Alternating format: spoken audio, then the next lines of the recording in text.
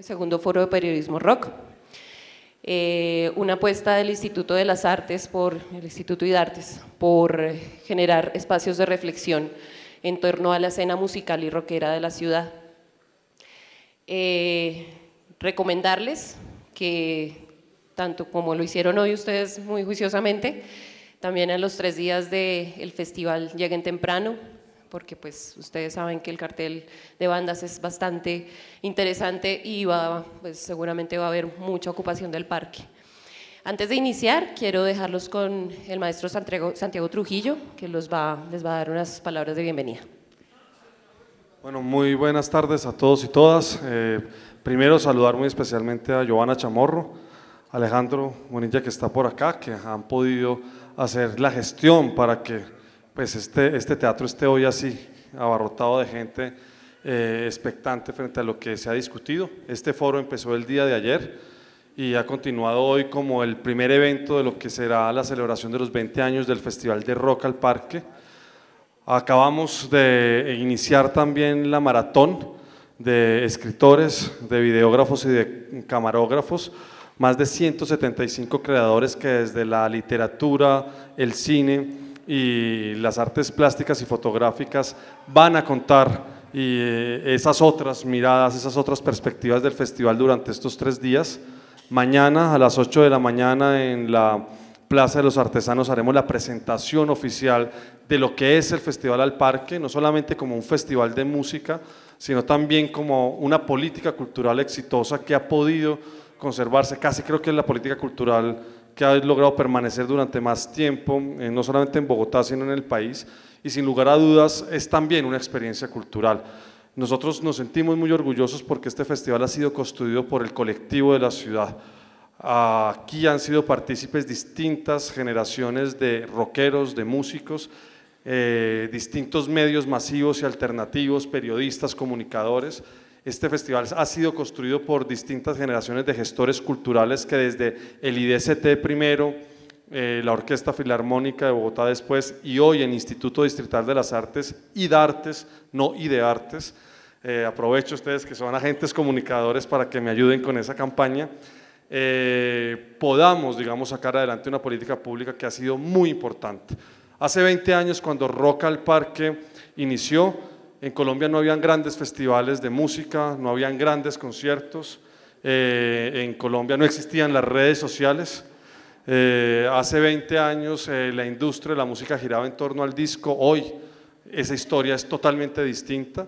Hace 20 años había un boom del rock latinoamericano en español, hoy tenemos un boom de la enorme diversidad de sonidos y de músicas que están empezando a dialogar entre sí.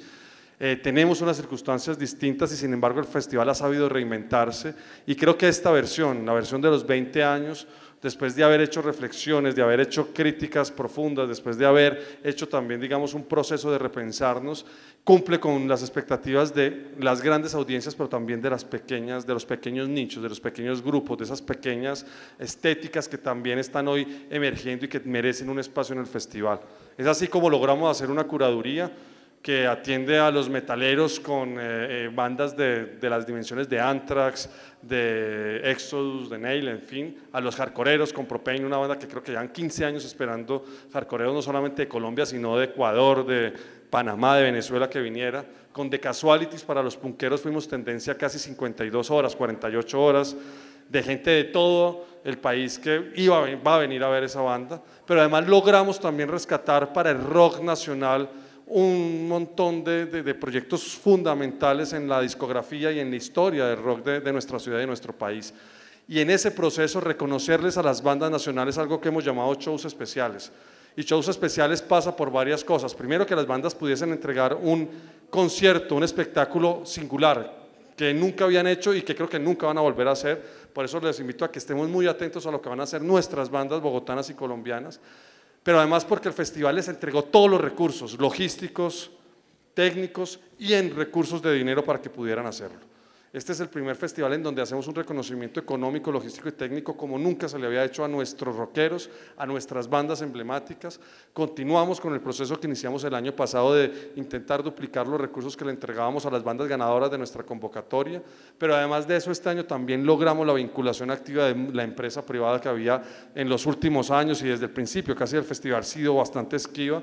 Hoy podemos decir con orgullo que casi el 33% del festival es financiado por la gestión que ha hecho el IDARTES y particularmente su Oficina de Alianzas Estratégicas con recursos de la empresa privada, pero además de eso también con recursos públicos de otra empresa que tiene esa doble condición público-privada que es nuestro patrocinador oficial, que es la ETV.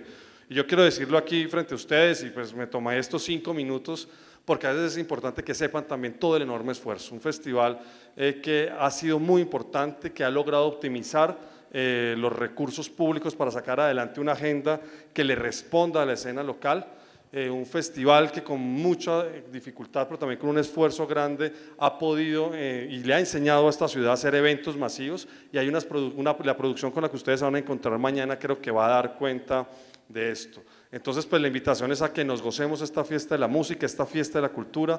De nuevo felicitar a Giovanna Chamorro, a Alejandro, esta idea que era una idea que empezó muy bien el año pasado, pues este año básicamente ya nos va a tocar buscar, no sé, nos va a tocar eso en una de las tarimas del festival porque la gente allá afuera no cabe, hay mucha gente se quedó por fuera, casi que la misma que está dentro es la que está afuera, que no pudo entrar para disfrutar de esta conversación. Entonces la invitación es a que nos gocemos el festival, a que lo empoderemos, a que lo fortalezcamos, a que lo apoyemos, a que lo pongamos en ese lugar en donde se vuelva para todos un bien público, un espacio de encuentro y un espacio para ejercer lo que a nosotros más nos gusta en la ciudad, que es la libertad creativa. Entonces muchas gracias, a gozarse Rock al Parque, 3 días de extrema convivencia, máximo respeto y arte consciente con la paz y la convivencia. Muchas gracias.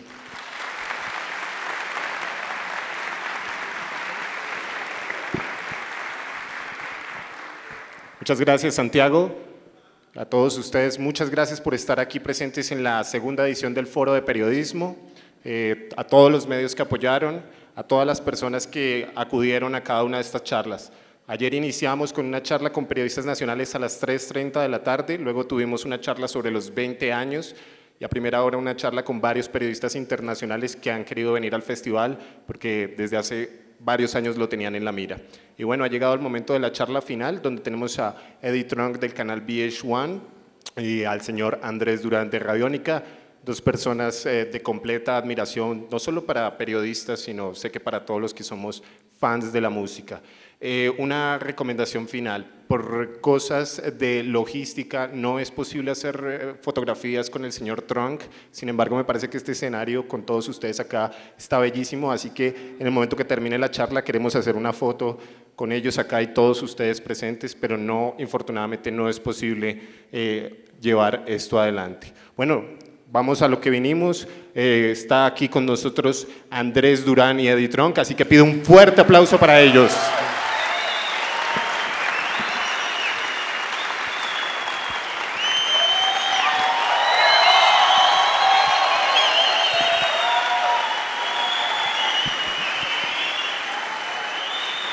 Gracias. ¡Hola! Por fin llegó el día, muchas gracias por estar aquí.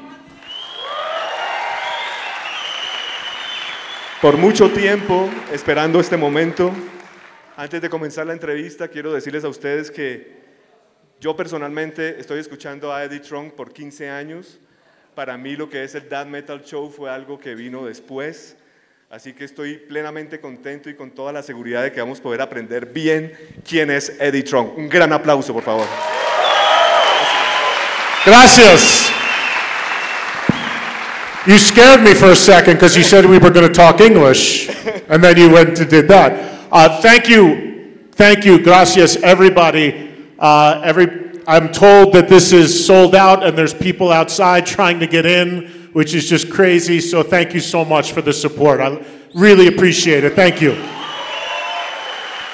Wonderful for me to be here in Bogota for the first time. You guys have been absolutely amazing, and I've been hearing from you on Twitter and email for so long to come here and visit, and I'm so glad that I finally did, so thank you again. Okay, so from now we're going to start in English till the end. So Mr. Eddie, my first question, my very first question in this chat is, what was the first time that you heard rock music? For me, we were talking a little bit about this backstage because I have 2 young kids who are listening to pop music now. Just about 3 weeks ago, I took them to a Katy Perry concert.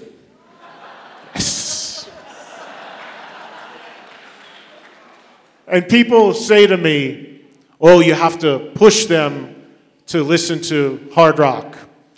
And I don't believe in that because when I was their age, I listened to pop music of that time. So they'll discover as they go and get older. So for me, just like them, very early on, I was into pop music of the 70s. The first band that I heard distorted electric guitars that made me take an interest in rock music was a band called the Raspberries.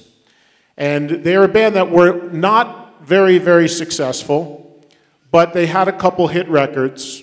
And I remember being in the back seat of my parents' car, and being a little kid, I was maybe 10 years old, and I heard this song called Go All the Way, which had this heavy distorted guitar chords and then this nice harmony. And I remember it like it was yesterday because the minute I heard the distorted heavy guitar part, as a little kid, it gave me a jolt. It gave me like hair standing up. What was that? It was the first time I heard distorted guitars. So I became consumed with this band called the Raspberries. That lasted for a couple years until a friend of mine took me into a record store and said, hey, there's this band called Kiss you should check out. And he held up a copy of Kiss Destroyer. On the cover of the Raspberries record, they were in suits. The cover of Kiss Destroyer, they were on rocks with flames in makeup, and I said, that's for me. And Raspberries went to the back, and I became consumed with Kiss. And then from there, I got into Black Sabbath and Van Halen and Aerosmith and UFO, but Raspberries were the opening, and Kiss just sent me over the top. But your parents listened to rock music, classic rock, and when you were a kid in your house, they listened to rock? Yeah, my parents were very supportive of me being into rock music. To this day, my parents still love rock music. They grew up with Elvis Presley, who they still love and listen to, and the music of the 50s. But even now, my parents will ask me for tickets to go see the Eagles or Fleetwood Mac, or they'll take an interest in some of the bands that I bring home. I hear stories from people who, as kids, would have a problem getting music past their parents. They wouldn't allow certain music in the house. I can honestly say I never had any issue, even with Kiss records. You know, my parents, very Catholic and religious, and Kiss records, back then, people thought Kiss was Satan and evil. Now we know that they're anything but back then, my parents didn't bother them. The only time I bought a record into the house that my parents gave me a little bit of a look at was the first Marilyn Manson record, because they thought he really was Satan. I said, Mom, really, don't worry about it, so it's okay. But they've been great about it, and they still support the music today. When I told them that I wanted to not go to college to take a job in a record store, they were a little concerned about that, but I found a way to make it work. One day when I was listening to the show, and you told to the audience an experience that you have with your dad when he took you to a Judas Priest concert, and I will love you to tell them that story. I saw Judas Priest the first time. I've lived in New Jersey my whole life, and at the Jersey shore on the beach, the boardwalk there is where I won, because they had contests where you could win albums. And I won a lot of the albums that I came to love and bands I discovered through winning these records. And there was a concert venue there called Convention Hall. And Judas Priest was on the Point of Entry tour, and they had this band opening for them that nobody had really heard of called Iron Maiden. And Iron Maiden was on the Killers tour. Paul Di'Anno was still the singer. And I begged my parents, I said, because I couldn't drive at that point, I said, please, Judas Priest and Iron Maiden, I have to go. So my father drove me, and he had to wait outside for me because I couldn't drive. And at the end of the concert, Halford comes out for Hellbent for Leather and is revving the Harley, and you hear it pumped, so loud going down the boardwalk out into the outside of the arena. And my father got very nervous, and he went up to the security guy at the door. What the hell is going on in there? What exactly are they doing? Is this a car show or is this a concert? What's happening in there? And then I came out, and there was smoke coming out the door, and I was like, it was amazing, Dad. The guy rode out on a Harley. So it's just a memory that I have. My ears still ringing, the smell of the Harley. And who knew back then that 25 years later, Rob Halford would write the foreword to my first book. Pretty cool. Okay, Eddie, after let's say high school, do you have any plans of being involved in the media, in the radio, in the TV, when you were in the high school? When I was in high school, I was not the most popular in high school. I didn't play sports, really. I didn't get invited to the parties. I was in high school from 1978 to 1982. Also remember what my favorite band was at that time, Kiss. There was no band more unpopular, not popular in America during those years than Kiss.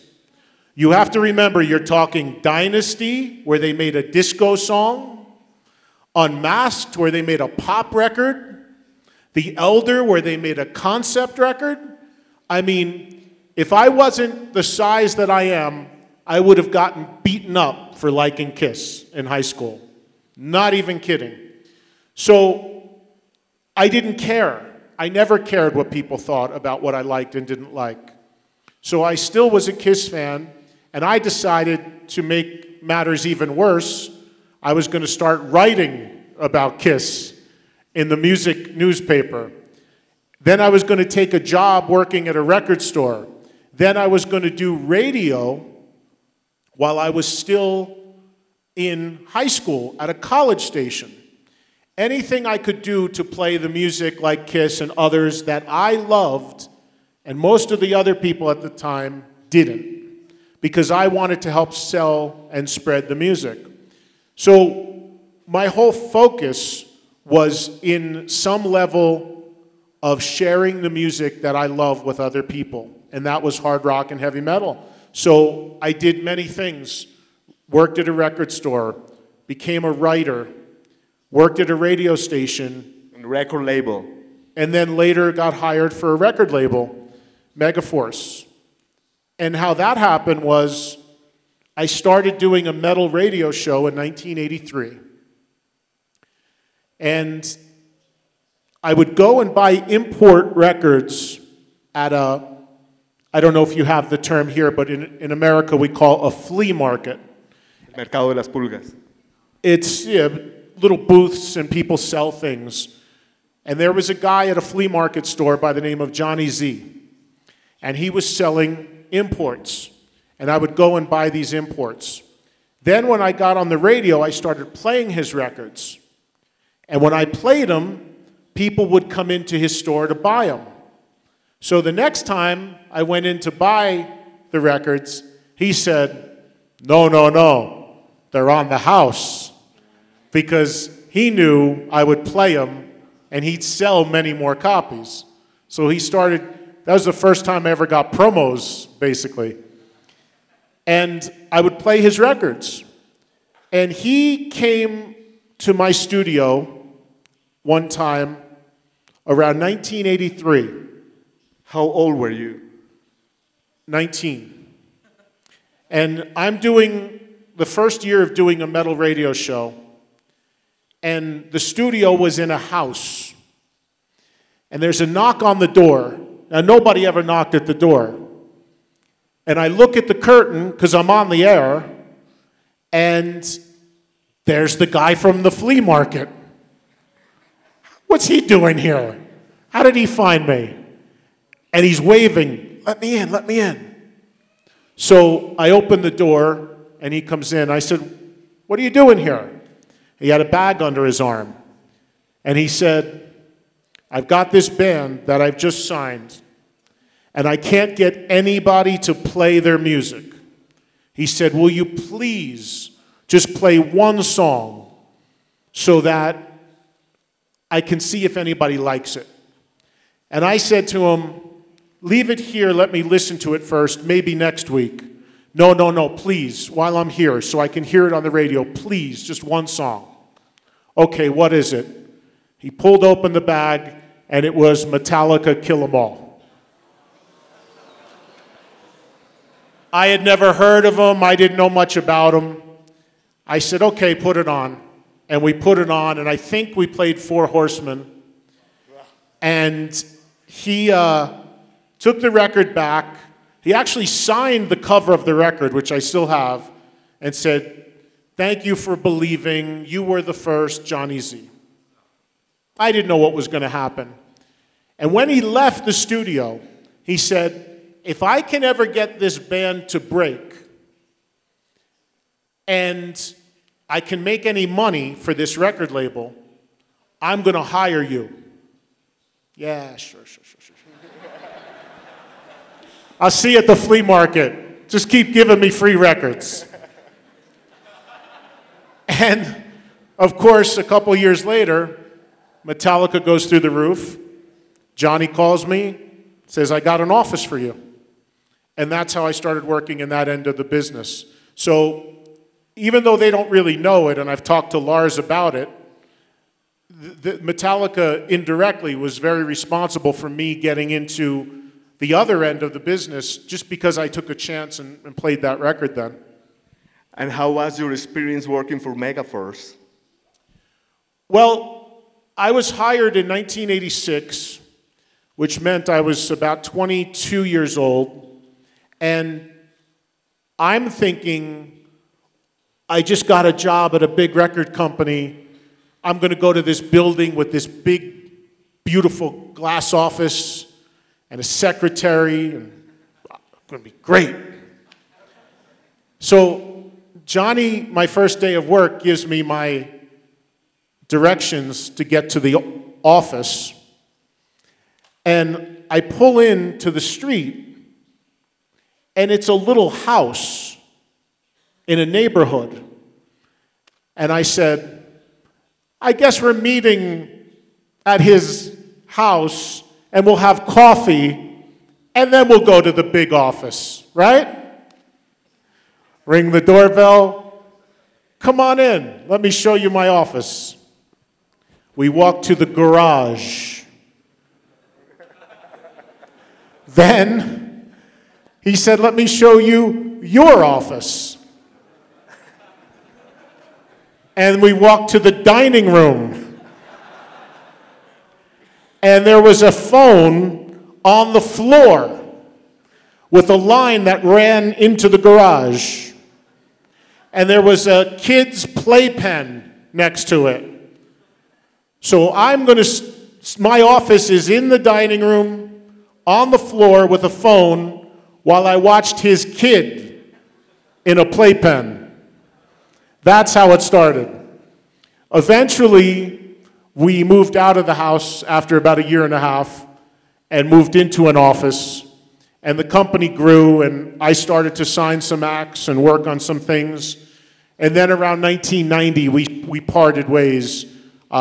He started to get much more focused into artist management, managing Anthrax, managing Ministry. He managed a bunch of artists, and he left the label side more to me. But it was very difficult because we had a partner in the label that was not as engaged, and I was getting very frustrated because I didn't think that the albums were being promoted like they should. So it was time to move on, and I left, and he continued the label for a little while, and then he since has sold the label. But we're still good friends to this day, and he was a big part of my story in that end of the business. Eddie, you just spoke about your first steps on the radio, on the college radio. And now I want you to tell us when did you start with the show that we know right now named as Eddie Trunk Rocks? When all these start like professionally? Well, the show you're referring to, the radio show, is the same radio show that I mentioned about Johnny Z in 1983 bringing the record into. It's changed over the years, but that radio show last year celebrated its, was it earlier this year, whatever, celebrated its 30th anniversary. So it's the same show. It's changed names a bunch of times because depending upon the radio station and where it's run, they want to call it something different. I don't care what they call it as long as I get to do my thing. So now the show used to be called Friday Night Rocks with Eddie Trunk, but then a lot of radio stations weren't running it on Friday night. So it had to change, and they just made it called Eddie Trunk Rocks. But when that show first started in 1983, it was called Metal Mania. So it's had a million names. And again, I don't, whatever the name is, as long as it's me doing my thing. So that show has lasted and moved to different stations from New Jersey to New York to now New York and about 25 other stations. And that radio show, which I still do, it's on tonight, as a matter of fact, in New York and Boston, was a key to opening all the doors for me. Because it was unique in 1983 that someone was doing a show focused on heavy metal. And then when I moved that show from the station in New Jersey I was on to a station in New York City, complete changer.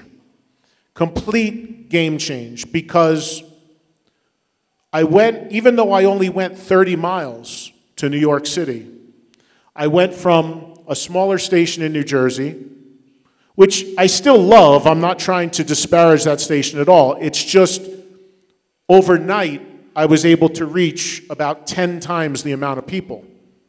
And I went from a smaller market to the #1 market in the world overnight by just driving 30 miles into New York. And that happened in 1994. And that's when I first decided that I was going to more chase a career on the microphone, in front of the camera, as opposed to behind the scenes. Up to that point, I did both. Worked at a record company, worked in management, did some writing, and on the weekend did my radio show. So I did both. 94, grunge started to happen. The scene was starting to change, and I said, I'm going to try to continue to push the music I love, and now once I got into New York, I had a bigger platform to do it, and ever since then, now for 20 years, I still do some behind-the-scenes work people don't know about, consulting, helping out bands where I can, but most of it is what you see in here, being out front. Eddie, a lot of people ask me why the rock shows goes like in the late night. And I tell to them, because the radio station, they don't want to hear heavy stuff during the days, you know. It was the same for you in New York. I mean, for me here in Colombia it's normal, but for you it was kind of hard to start putting metal on the radio? It is incredibly difficult still now, still today, still after the things that I've accomplished, still after having a TV show that most of the people that listen to these radio stations watch, they still won't put my radio show on.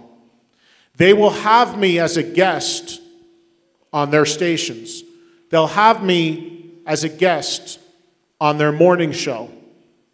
And then when I leave and I see the program director in the hallway and I say, my friend, 3 hours a week, play it anytime you want. You'll talk to me, you'll watch my show. The radio show is where it all started. Give me 3 hours a week. Doesn't happen. So, now let me correct that.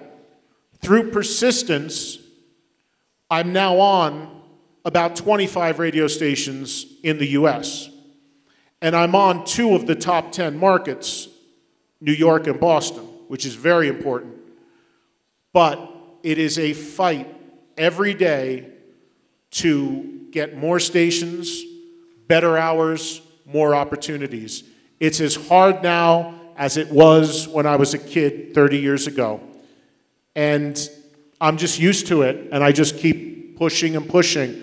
I'm grateful for what I have, don't get me wrong, but a lot of people think it's very easy and any door will open to me. Not the case. It's incredible, Eddie, because you normally play classic rock, heavy metal, you are not even playing extreme metal or death metal to be censurated, you know, so it's amazing to hear that.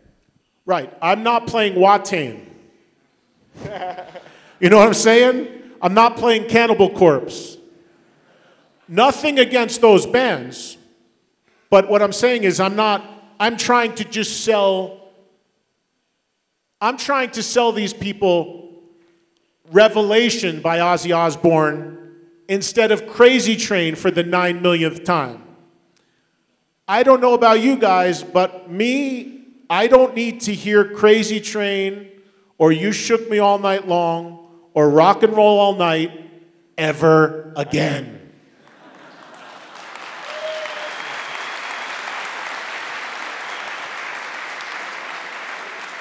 Great songs, iconic songs, but a little note to the program directors.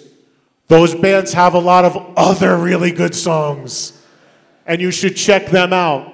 And that's what I do, in addition to playing new bands that capture that vibe as well. That's really what I've been about. I've never claimed to be about every genre of metal. I have my niche.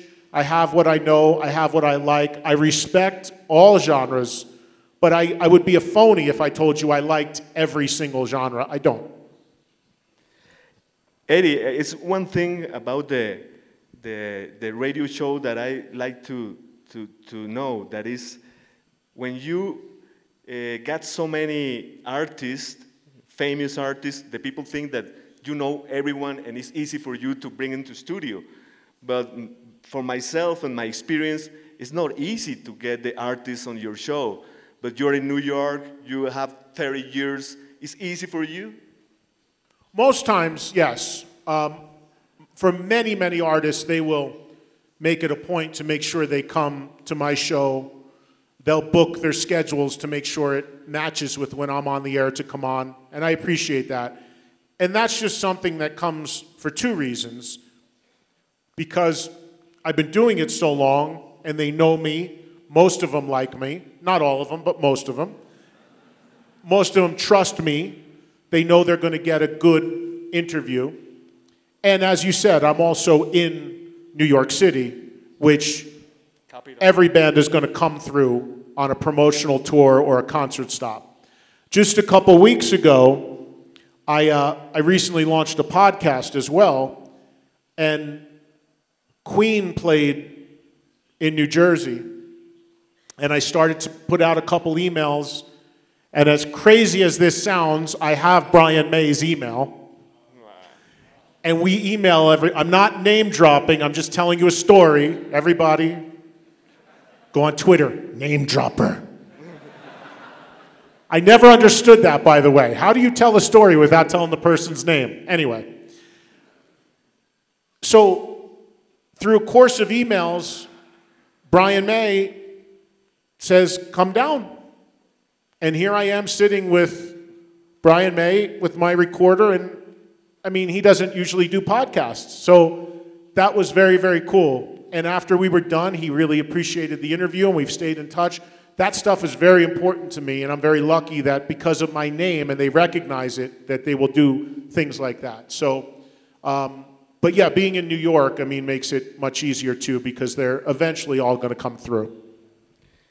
Eddie, most of the Colombians know you because that metal show, but I myself... Never heard of it. But I've been following you for a lot of years, and I'm pretty sure that it wasn't easy for you. You start doing shows for VH1 Classic, step by step, till that metal show. How was the story of it? The story of that metal show really dates back to 2002. Again, how I was telling you guys that my radio show is where almost everything has stemmed from. Back in 2002, I had a call from a friend of mine at VH1, a guy by the name of Rick Krim. And he called me up and he said, hey, we recently started a channel called VH1 Classic. Now you have to understand, in America, we have VH1 and we have other channels separate from VH1. So we have VH1 Classic, VH1 Soul, different versions of the channel. I know here you only have just VH1, not like that in America. So he said, we have this channel called VH1 Classic. It's going to be classic videos. Would you be interested in auditioning to be a VJ, host, presenter, interviewer? Of course. He knew my radio show. He knew my history. And I went through a series of auditions, and I landed the job as a host in the very early days of the channel. Back then, I did every style of music: R&B, alternative, rock, heavy metal. I did some incredible interviews. I went to England twice with Robert Plant. I mean, went to England for Black Sabbath. Great interviews with non-metal artists. And it was a lot of fun, but it was very structured. And they would tell me how to speak, how to talk, what to say, what to ask, what not to ask, how to dress. So it really wasn't, it was a great job, but it wasn't really me being me. So all those years I said to them, please let me do a show the way I want to do it. No, no, no, no, no, no. Then finally, 2006, they stopped doing the channel, so I was not working there for about a year. And they called me up, and they said, why don't you come in and have a meeting about this show you want to do, and let's talk about it. So I went in and had this meeting and presented this idea. I had a lot of different ideas, and in the end, what became that metal show was a mix of what they wanted, meaning VH1, and what I wanted to do. So, because the initial idea for me was I wanted to do a more straight interview show. A show kind of like what we're doing right now with an audience, but an hour conversation. They wanted other things going on. They didn't want just music talk. So they said, we'll do this idea and we'll take a shot at it, but we want to do this, we want to do this. And we also don't want you to be the only host. They said, do you know anybody that's into this music, but could mix things up a little bit. And I said, I not only know one person like that, I know two. So that's where Don and Jim come into the picture. Because, again, tracing back to my radio show, they were listeners of the radio show. My radio show was the only outlet for any kind of metal, still to this day, in that area. And those guys are stand-up comedians. So they would come out of comedy clubs and they would listen to me. And a couple years before this, they came up to me and said, hey, we're big fans, we listen to your show. And I said, anytime you're not doing anything, come on in and hang out. Because they truly were into the music. They were funny and we got along, but they really were into the music. So we were friends before that metal show. It's funny because I hear from people sometimes, they say, oh my God, you must be so mad that the network stuck you with those two. And I said, no, it was actually my fault. But the truth of the matter is, we are still very good friends, and we do a lot of things together, and we have a lot of fun. What you see is very real. It's not scripted, it's not fake. Sometimes we argue, sometimes we fight, sometimes we get along, we agree, we disagree, but that's what makes the show. And in the beginning, they were under a little more pressure to zing me, you know, to start on me. They kind of, that was their role. Over time, and I don't know how recent the episodes are you've seen here, but over time, that's evened out a little bit, and it's now more of a, we used to do a lot more where we did segments, where we went out of the studio and tried to do comedy bits. Now we've brought it much more back in the studio, much more with the artists, which is what I always wanted to do. I love having fun as much as the next guy, but I don't want to have Tony Iommi sitting here and have 3 minutes with him because we just had to go and do a fake skit at somebody's house. That stuff used to make me crazy. So I love the story and getting those stories, and we found a way to have a really good balance now. Many people ask me why you don't play videos or live bands in that metal show. Very simple, money. Publishing.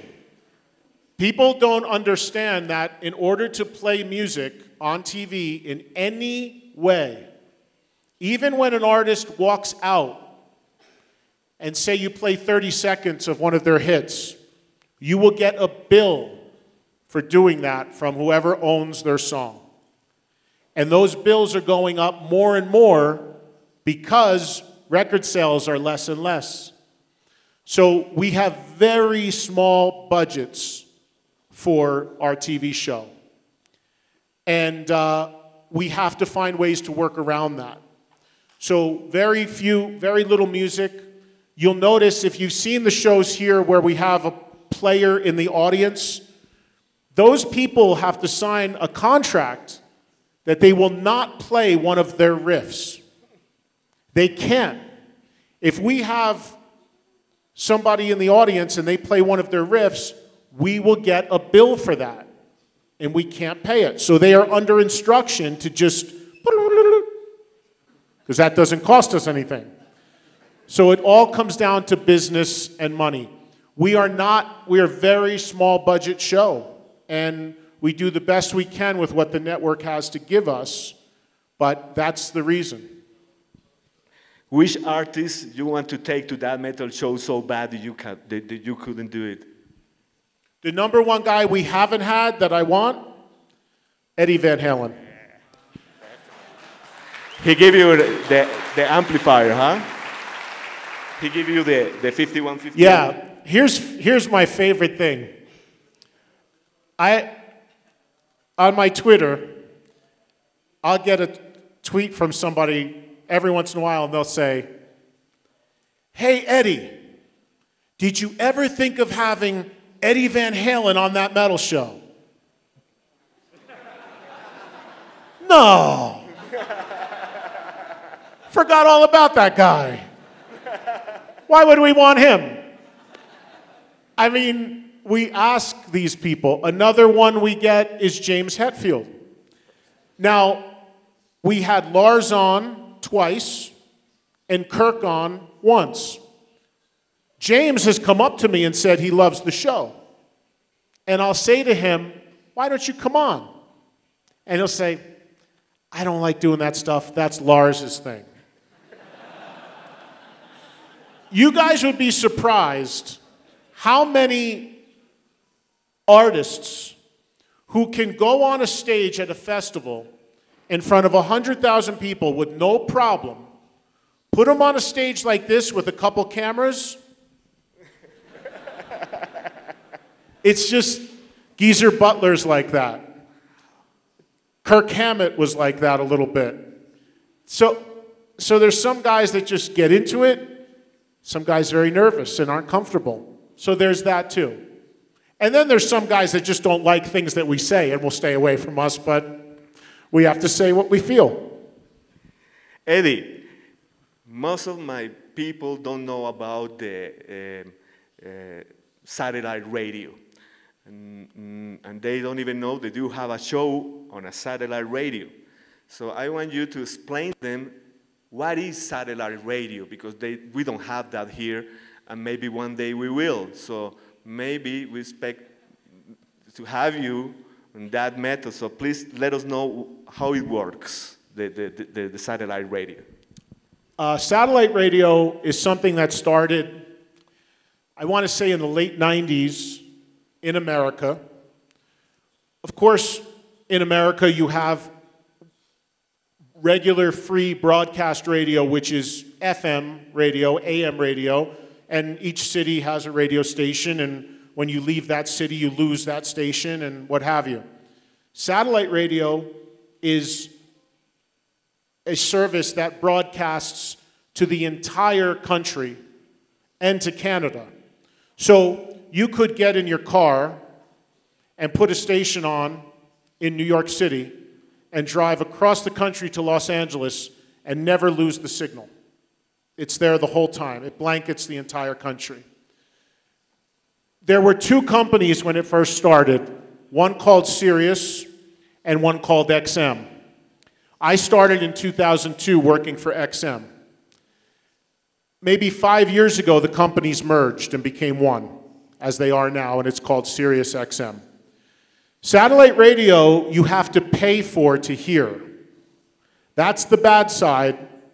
The good side is if you do pay for it, all the music channels are commercial free. The talk and the sports are not, but music channels are commercial free. The other good thing about it is that the music channels, they have something for everybody. Like there's 4 channels alone, maybe 5, that focus on hard rock and heavy metal. There's an extreme metal channel, there's an 80s metal channel, there's a hard rock channel. So you can listen to 5 different styles of metal in your car anywhere in the country. But you do have to pay a fee, anywhere from $12 to $20 a month to get it. Right now, I think the service has about, not exactly sure, but somewhere between 20 and 30 million subscribers. People that get it love it, and they're really into it. But there's a lot of people that don't get it because they're not going to pay for radio. So it's the best way I can compare it is if you have pay television. In other words, in America, HBO, we have to pay extra to see.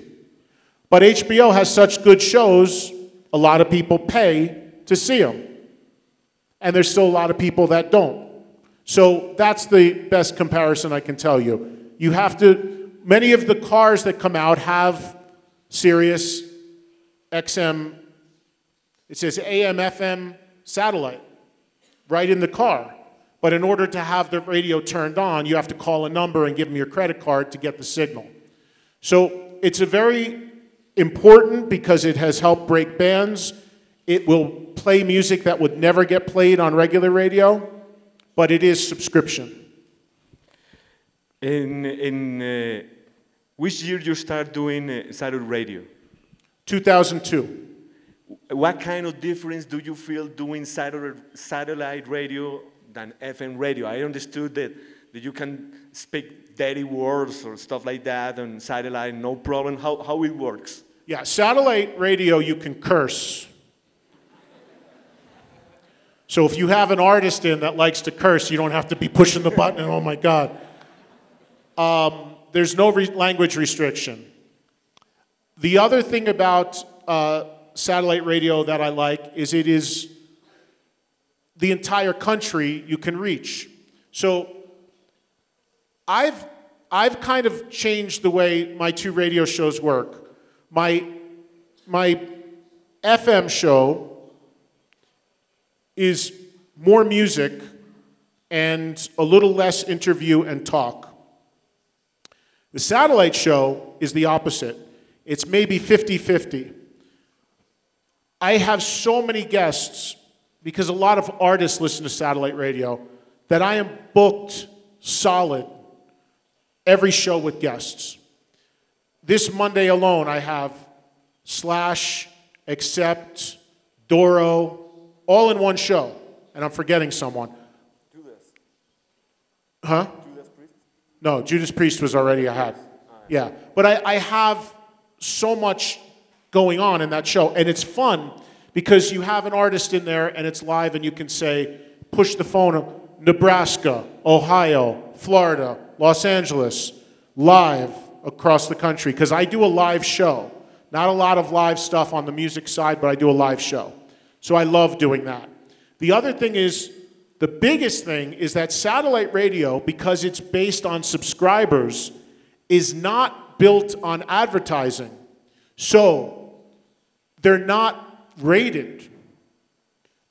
Regular radio is under a lot of pressure to get ratings, to get advertising. That doesn't happen in satellite radio because it's not about advertising, it's about getting new subscribers. So it's a very different sort of business model. Thanks a lot, Eddie. Now you are doing podcasts. I think that you should do that earlier because the podcasts are the best. So tell us how's your experience doing podcast? I was asked for a long time by many fans about doing a podcast. I was one of them. Thank you. I didn't want to do it for a long time for a couple of reasons.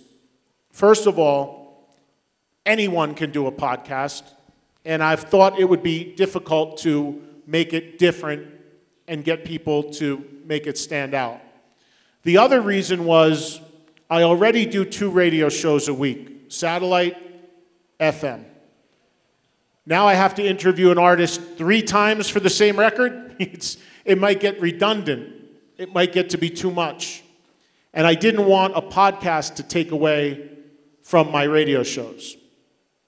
But I met with a company called Podcast One, who does the top podcasts, produces them, and distributes them.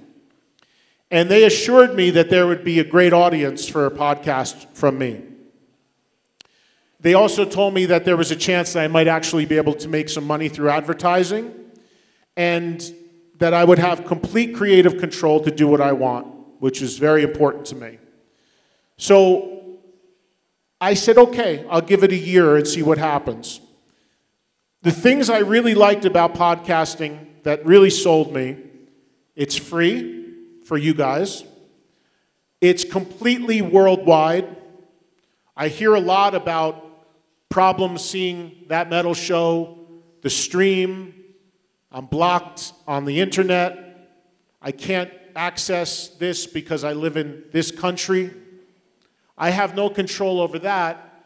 And with a podcast, that's all gone. Podcasts you can get anywhere in the world. That really appealed to me.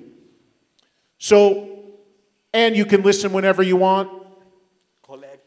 Collect them. The last you know, when you do radio, you broadcast that night, it goes out over the air. Unless somebody recorded it and puts it on YouTube or something, it's kind of gone already. A podcast, I've done 5. I do a new one every week. I think there's 5 or 6 up now. And if you've never heard my podcast, the very first one was with Judas Priest. You can go home right now for free and download it and listen to it. Still, it's there for a long time. Put it on your iPod or what have you and listen to it whenever you want. That was very appealing to me. So I started it 5, 6 weeks ago. We post a new one every Thursday. Had some great guests. And since it launched, it's been in the top 10 on iTunes every week. So it's been very successful already, and I thank you guys if you listen to it.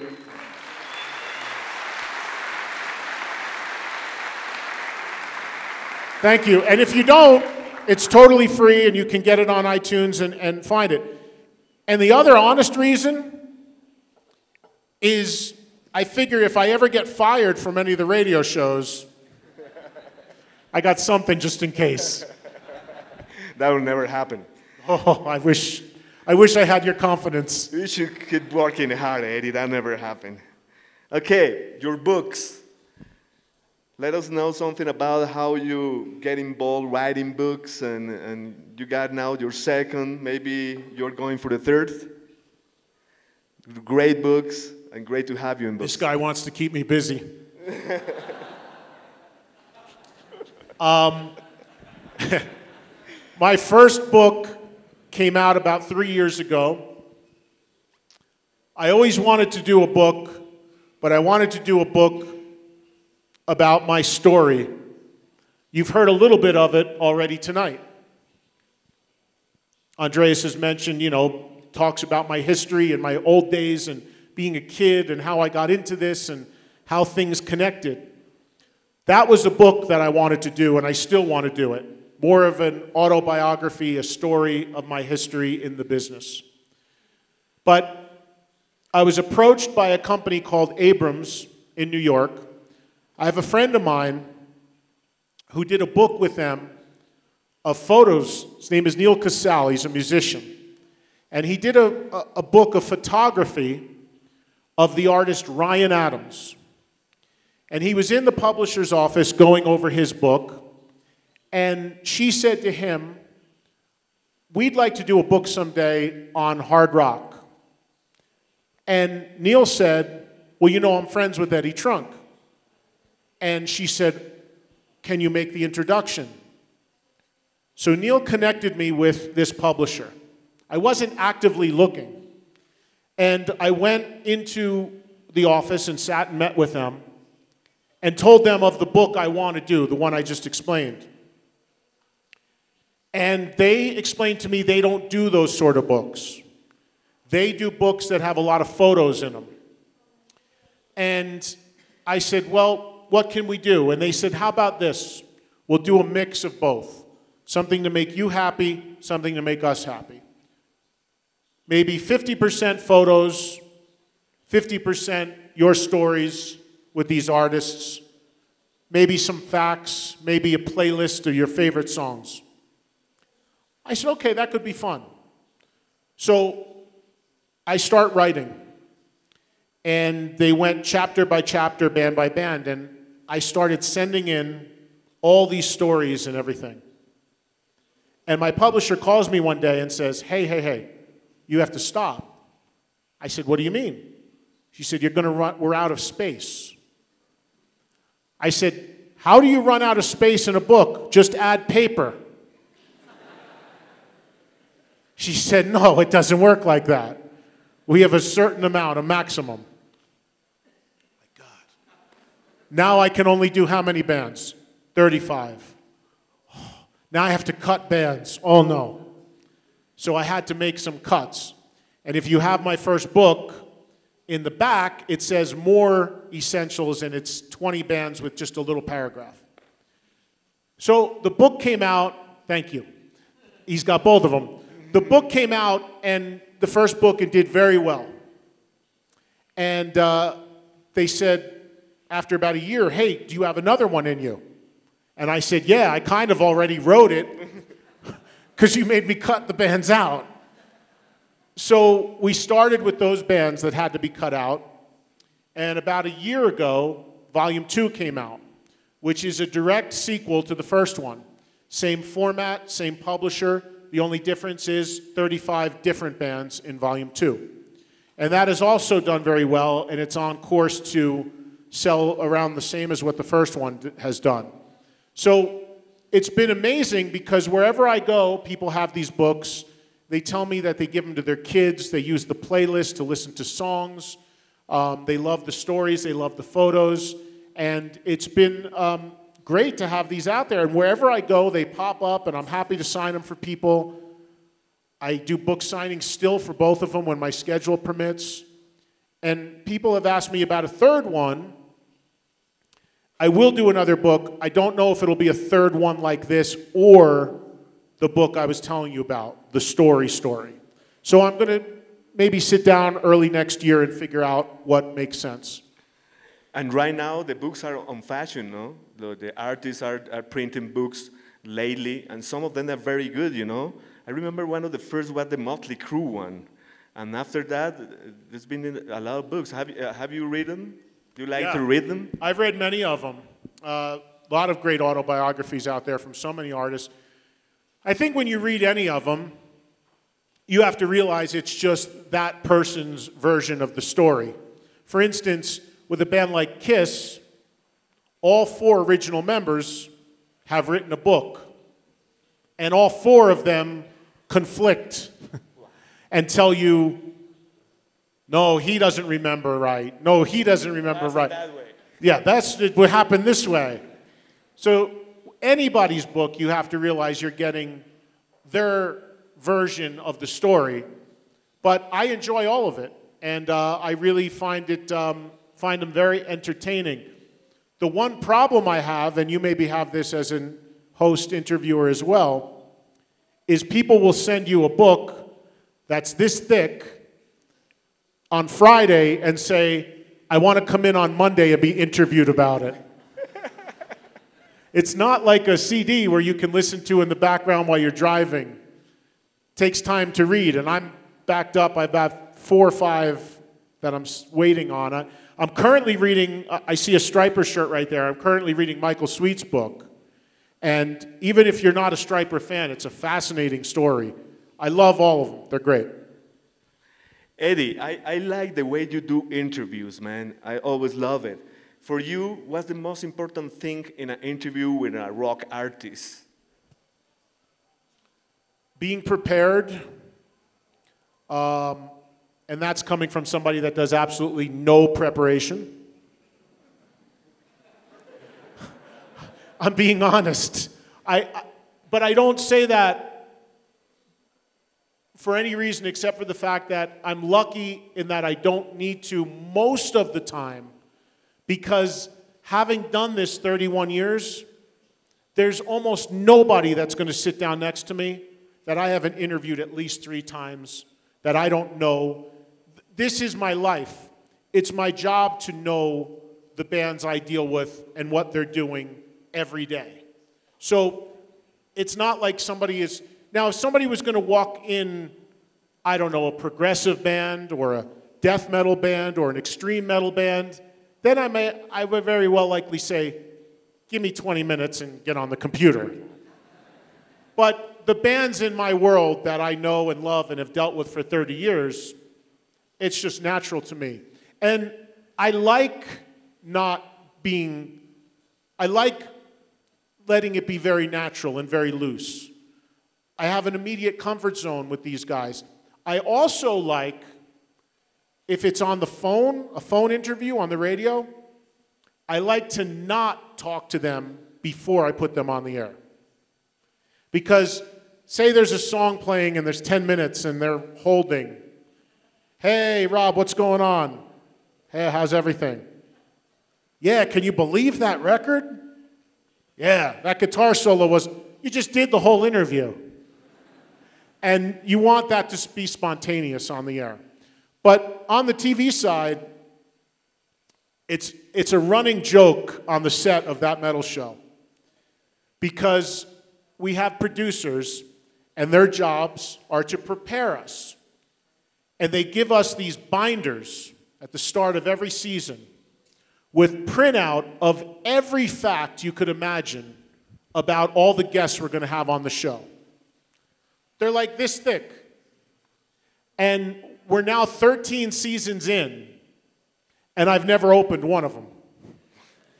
And I'm not saying that to be a big shot, it's just I don't need it. And I keep telling them, save the trees, don't print it, I don't need it. But what my producer does, because he likes to break my balls, is he chases me around with it everywhere I go. I'll sit down for lunch, it'll be on my seat. I'll go into the dressing room, it'll be right there against the mirror. Keeps pushing it to get me to open it. And then I get mad at Don and Jim because they'll sit there studying it like, I'll be like, what's wrong with you guys? Just do it. No, I gotta. And then I start to feel like I'm not doing my job and they're making me paranoid that I don't do anything. And it's just a whole running joke that we've had for 13 seasons, that just a little bit of the ball busting that goes on behind the scenes. But listen, there's a couple times where I had to open the binder with an artist that I didn't know 100% about. But for the most part, I just lived it, so I don't need it. Eddie, I have a question, a personal question. That is, I'm very curious about how you work radio right now. Let me tell you, it's been 30 years for you on the radio. I can bet you that you start working with LPs and then the CDs. And right now, all the stations, they have a computer with the music on, you know. For me, as a radio producer, I don't dig that. I take my music to the station and I try to give the best sound. How you deal with, how you work with it? I still love CDs the best. I know a lot of people, like I was at Andreas's house and he showed me his vinyl collection today, and I know that a lot of people are making a movement to vinyl and love the sound of vinyl, and I understand that. But I'm not going to put a turntable in my car anytime soon. So it's nice to have, to look at and to hold and to look. But for me, my favorite format is still CD because it's the best of all worlds. They sound great. It's physical. You can hold it. You can look at it. You can file it. You have a booklet. And it's digital still, so you can also download it into your phone or your computer. To me, it's the best of all worlds. I still play a lot of CDs on the radio. Even though there are the computer systems, I have to, because much of the music I play on the radio, the stations I'm on does not play. So it's not in the system. So in order for it to be played, I have to physically bring it in, cue it up, and play it. And I love that process. Sometimes I have 30 seconds left on a song, and I don't know what I'm going to play next. And I'll go and I'll look at this, oh, this would go great after that, and pull it out and punch it up. And sometimes those are the best segues, too. We just pull them out of your ass like that. So it's fun. That, to me, is what doing radio is about. Now, I still will use the computer sometimes, but you can put your computer in automatic and walk away for a half an hour, and it'll just dink, dink, dink, dink, trip. You could go have a sandwich, you know? To me, I love the segue. I love making things sound good back to back. I like the best audio I can present. I hate downloads. I want to hold something. It goes back to maybe because I'm older, my first record, like I said, Destroyer, holding it, looking at the cover, getting home, putting the needle on. Detroit Rock City starts the record while I'm looking at the cover. Oh my God. That's still what it's about. When I put a record on, a CD in, first thing I'm doing is going through the booklet, looking at the lyrics. People ask me, how do I know the things that I know? That's why. I read the booklets. I read the liner notes. I read who wrote the songs. I read who produced the records. I took all that stuff in. I didn't take anything in about anything else in my life, but I took that in. I mean, I don't know anything. I mean, literally, I was terrible in school. Didn't care about anything except for my music. So when people say, you know so much, I say, yeah, but only about one thing.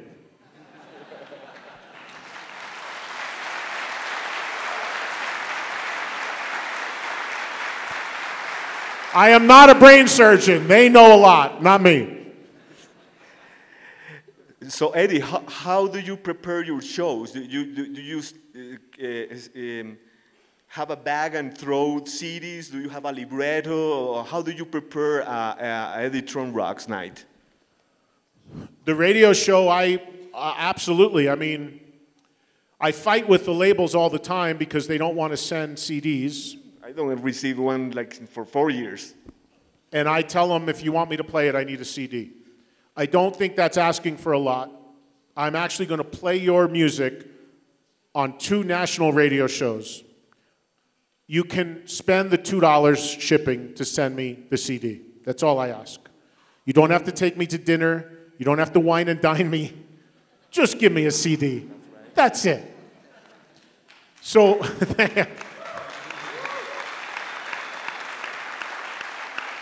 so they stack up on my desk, and throughout the course of the week, I'll listen. Ooh, that sounds good. That may work. Or even if it's an artist I don't necessarily like, but a lot of my audience wants to hear it, I'll play it. And it's really very, literally, like you said, I have a bag and ding, ding, ding. I have a set amount that I leave that I know I need.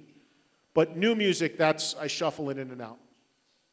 Just like 31 years ago. Throw the bag over my shoulder, walk or drive to the radio station. Lay everything out. I never make a playlist in advance. Never have in my life. Ever. I take requests, look at Twitter, a few things in my head I want to play this week, and just naturally how it feels. Okay, Eddie, now let's talk about the festivals. You know, we are in Parque. Tomorrow the festival starts. Let us know something about your experience in festivals, man, because this is the 20th anniversary for Parque, and some people don't like that there is a mix of genres on the festival. What do you think about the festivals, and what's your experience on it? Well, unfortunately, I'm not able to stay for the festival here this weekend. I have to go home tomorrow, so I won't be able to see this. So it's hard for me to comment on this one because I haven't seen it before. But festivals in general, and I can only really speak for the U.S. because that's what I know. I did host a festival last year in Brazil, in Sao Paulo, called Monsters of Rock. And that was unbelievable. And one day was more of a modern day, Slipknot headlines and Korn. And the second day was the classic day, Aerosmith and Whitesnake headline. So to have hosted that in Brazil was an amazing moment for me. The first festival I went to was in 1987. I went to what's now called Download in England, and used to be called Monsters of Rock. It used to be one day, now it's 3 days, and it's called Download. Really funny story that I always love about Download. The first year they changed the name to the Download Festival, you know who the headliner was? Metallica. No joke. Just after Lars sued people for downloading, they headlined download. I always love that story. Sponsored by Napster. Sponsor. Exactly. Good one. I don't know if it was, though, but it may have been. I don't know. So anyway, that was one of my first festival experiences. I went to that festival with Anthrax, who I know are playing here. I grew up with those guys in New York. Knew them before they even really had the band. So we've been very good friends for decades. And I went with them my first time to England, and they played on the bill. Bon Jovi was the headliner. I think Iron Maiden was on. I'm not sure the rest of the bill, but Anthrax was in the middle. And to go to England, you know, those guys, you want to talk about ball busters. Frankie Bello back in those, he's bad now, but he was worse back then. Before we even get to the hotel, they put shaving cream in my bed, put my toilet water on my pillows, took a big dump in the toilet and didn't flush it in my room. Never forget those things. And that was all Frankie. So if you see Bello when he gets here in a couple days, give it to him from me. But we had a great time, and it was great to, and then I went back to that festival again 2 years later. These days, I host a few festivals on a regular basis. There's one in Maryland called M3. There's one I've done since it started in Oklahoma called Rocklahoma. So I'm out at festivals on a regular basis, whether I'm there just as a fan or working them, whatever the case may be. The one thing that I see happening, though, is right now in America, there are a lot of festivals, from small to medium to big, big ones. And it's because what's happening with the concert industry, and again, I can only speak for the US, but in the US, more bands are touring than ever before. Which is good if you're a fan, but you have to be a very wealthy fan. And some bands are over-touring. They're playing 2-3 times a year in the same market. And as a result, their draw goes down because it's less special to see them. It was always so great, one time a year or every other year you had that special night, that one time you were going to get to see that artist that you loved. Now, you may see that artist 3 times in the year, and if it's not that band, they'll be back with their other band a month later, and they'll be back with their third band a month after that. Think about it. How many artists now have 2, 3, 4 bands? Good and bad. If you're a fan of that artist, it's great because you hear more music. But in a way, sometimes it makes it less special, in my opinion. And it also, you have bands putting out records that never do a live show because they have their other main band. You have bands breaking up before their first record even comes out because there was tension between the other bands they're in. So it's a strange time for touring, and festivals play into that because now there's more and more festivals in the US.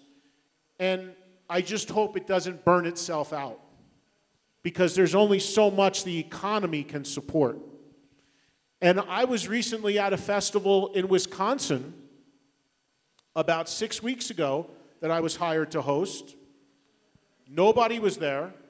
The artist left because nobody got paid. Wow. Fans all got beat on the tickets that did buy them. First time it ever happened to me in my life, that you're just sitting there and there's an audience. The first artist went up and did 3 songs acoustic. Next artist, the money didn't come in, I'm not going on. The promoter was waiting for people to come through the gate to take the money to pay. Nobody came through the gates. That band leaves. Next band leaves. Show gets canceled. You hope that doesn't become a trend. There are a lot of promoters that don't know what they're doing too and are inexperienced, and that plays into that also.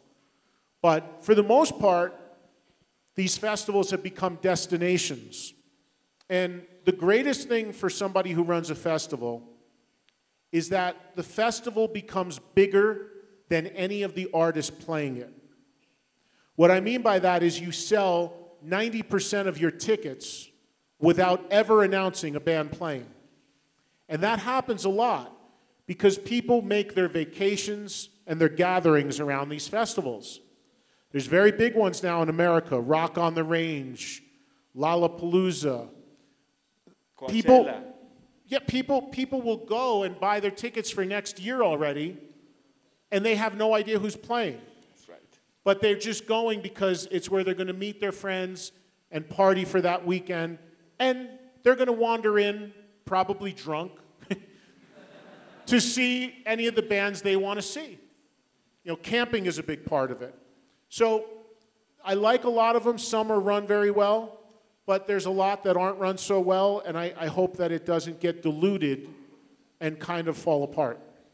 You are totally right. For example, the Wacken Festival just ended like a few weeks ago, and they already have sold out for the next year.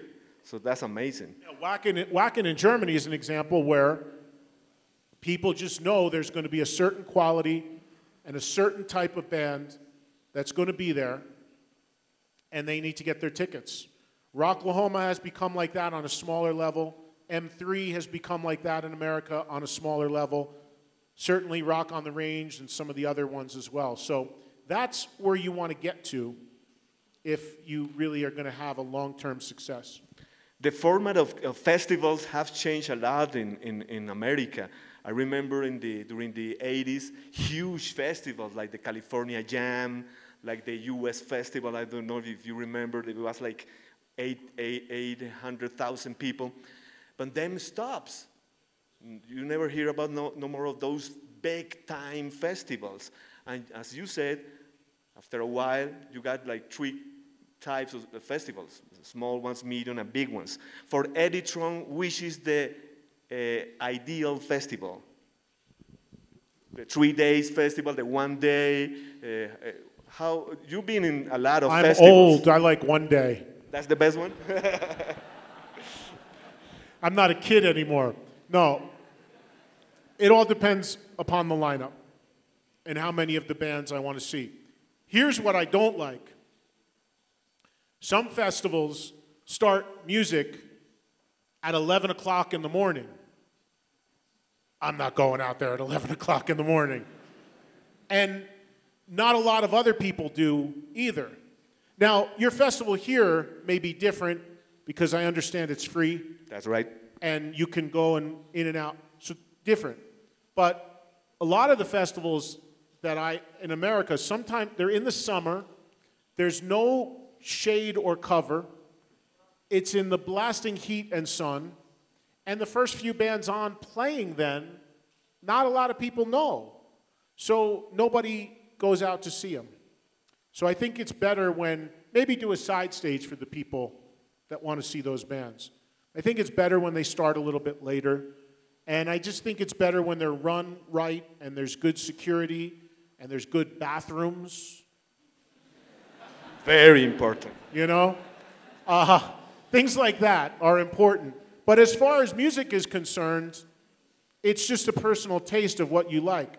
Something else that's happening in touring, as bands continue to try to find ways to reinvent touring and making money on the road, are cruises. You have rock cruises going out on cruise ships. Andreas could have went on one, but he's afraid to go on the ship. That's right. He told me that today. I was going to meet you there, but I couldn't. I told him it's not scary, he should come next time. But you have these big cruise ships that get chartered, and they have rock cruises. And there's all kinds of cruises now. Like, there's a Donnie and Marie cruise. I don't know if you know Donnie and Marie here, but old 70s pop. There's progressive cruises. There's metal cruises. There's rock cruises, there's all sorts. I've hosted one since it started, also called Monsters of Rock. If you notice, I host anything called Monsters of Rock. I don't know how so many things can be called Monsters of Rock. But this cruise is a lot of fun, and it happens every year, late April, May, from Florida. And what's really cool about this cruise is that the promoter who puts it together puts a lot of bands on it that you would never see unless you went on the cruise, that only may play one time a year, that aren't even really together anymore. But one time a year, they'll round up the old guys and get on the ship and play. So it's really kind of cool. If you're into some obscure bands from the 80s, you're wondering whatever happened to them, are they still around? If you check the site for the Monsters of Rock cruise, you'll see 50 bands. Some of them may be on there, and that may be the only time they play. People ask me all the time, just off the top of my head, a band like Tora Tora, a band like Leatherwolf. I mean, these bands from the 80s that never really made it, are they still around? Not really, but they'll bring them on this cruise, along with bigger bands as well. And that's what's really unique and kind of fun. But you have heavier cruises. There's a Motorhead cruise. The original one was called 70,000 Tons of Metal, which is heavier. And those are a lot of fun if you can afford to do them, because you can drink and you don't have to drive home. You just wander back to your cabin and fall down. Eddie, the music industry have changed a lot. How do you see the new bands? I think that they are having a lot of troubles because there is no record labels as they used to. You just mentioned that the bands for the 80s, maybe they're active and maybe because they have a goodwill they are. But the new bands, I see that they are having some problems. It's easy for you to get hold of the new metal and find out and put them on as we used to be. I think it's different now for the new bands. I always feel it's very important to play and support new music. I always have. There's a pretty big segment of my audience on the radio side that doesn't want to hear it or care about it. But I'm still going to play at least 2 an hour, because I think it's very important, because how will there be classic rock 20, 30 years from now if a new band doesn't get an opportunity? I remember in 1989, some friends of mine in New Jersey who are putting a band together came to me and said, "Hey, can we come on and play our demo on your radio show?" Sure, come on. Who is this band? Who cares? That band was Skid Row. So I remember in 1983, there was a radio station that did local bands, an album of local bands. They played a song on the local band record for a band nobody ever heard of called Runaway. That band was Bon Jovi. So you can see what I'm saying. That Skid Row or Bon Jovi or Metallica could exist right now and just need that break.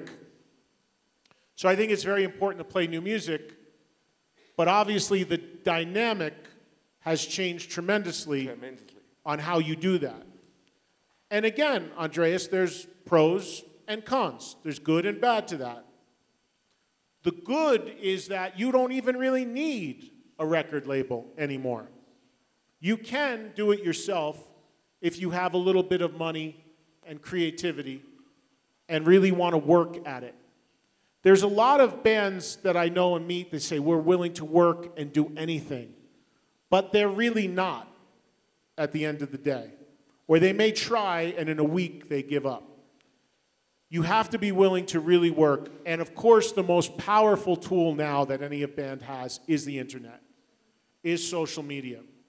And even though record sales are not what they used to be, a few bands pointed this out to me, and it's true.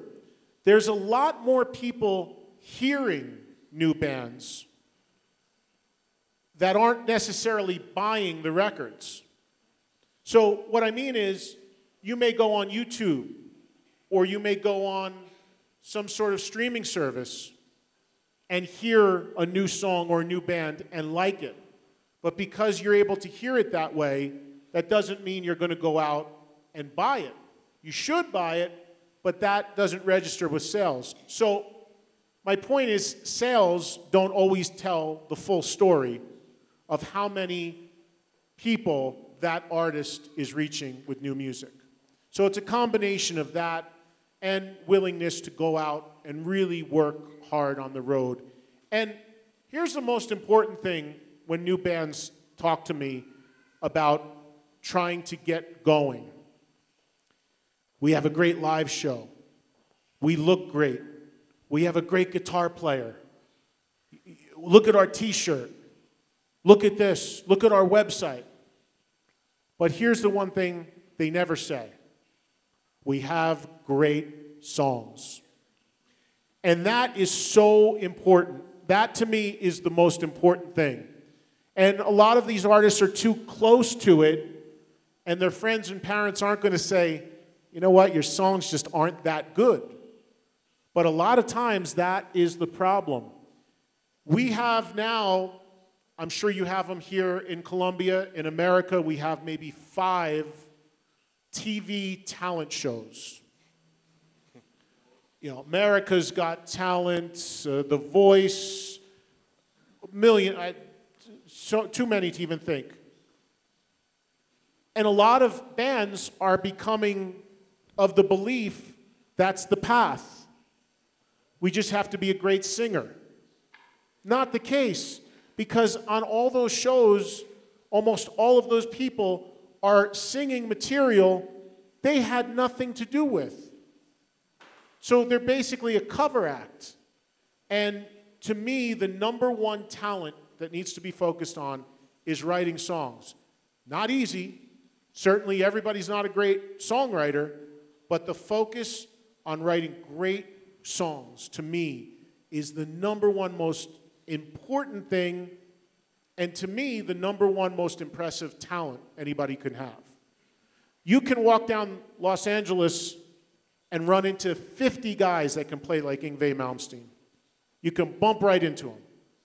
Can they write songs? And that's the difference. Eddie, I have some bad news.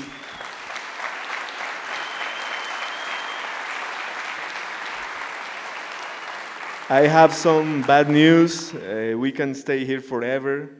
I have so many questions to ask you, but I already been alert that we are getting to the end. So what do you want? There's a curfew here? The bar is closing. So what can I tell you, Eddie? You have right in front of you the audience. What do you want to tell them, you know, people as me that love you and give you the best energy, and thank you for coming, man. What do you want to tell to our people? Wow. Well, I was told many times about how great the fans are here in Colombia, in Bogota, really throughout South America. And from the minute I got off the plane, there were fans there waiting to meet me.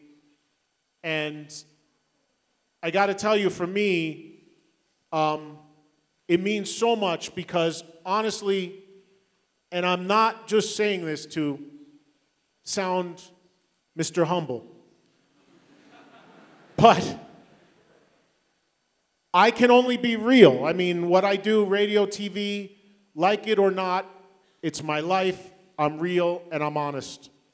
And it means so much to me because I truly, truly don't think of myself as any differently than any fan.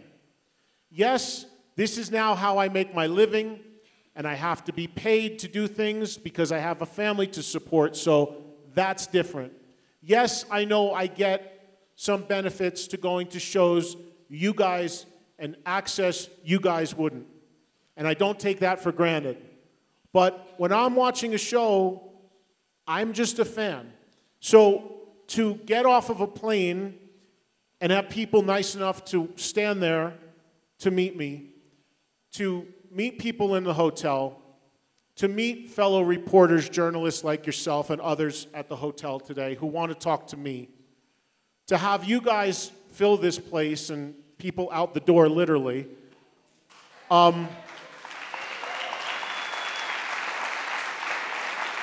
it really just blows me away. And I'm not very much at a loss for words, but I'm at a loss for words. But I just, as the kid that started out in the store, working in all these things that I've done, to be able to keep doing what I'm doing, I never take a second to stop and think about if it's made an impact.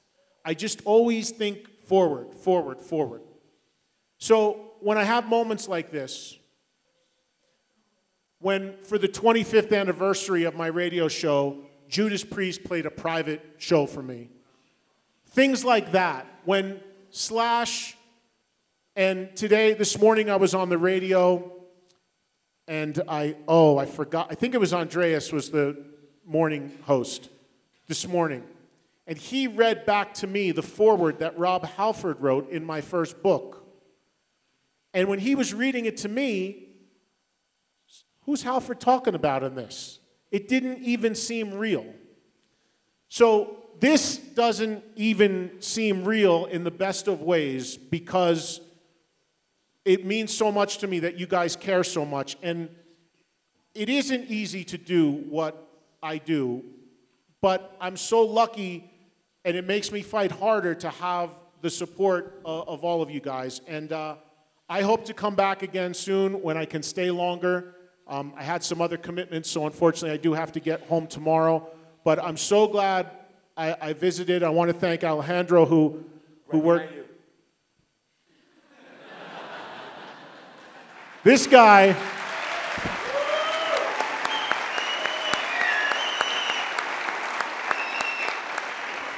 wouldn't take no for an answer. I was about to ask for a private plane to get me here. No, I'm just kidding. But he really pushed to make this happen, and I appreciate it, and I'm so glad that I did it. And I hope I can come back and spend more time with you guys and do more things here and have more opportunities in the future. So all I can say is thank you.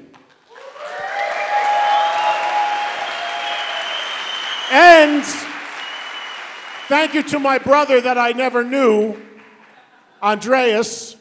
I just met.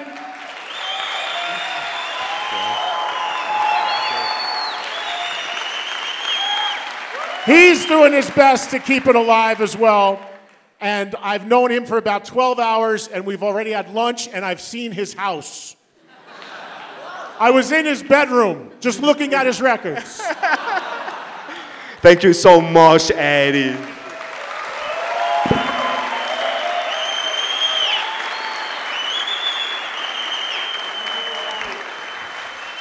Vamos a hacer una fotografía con todos ustedes que es muy especial, así que por favor les pido. Quiero también agradecer a toda la gente que nos ha visto a través de rocalparque.com en internet, a rocaxis.com en Chile y a toda la gente que nos ha apoyado con este segundo foro de periodismo.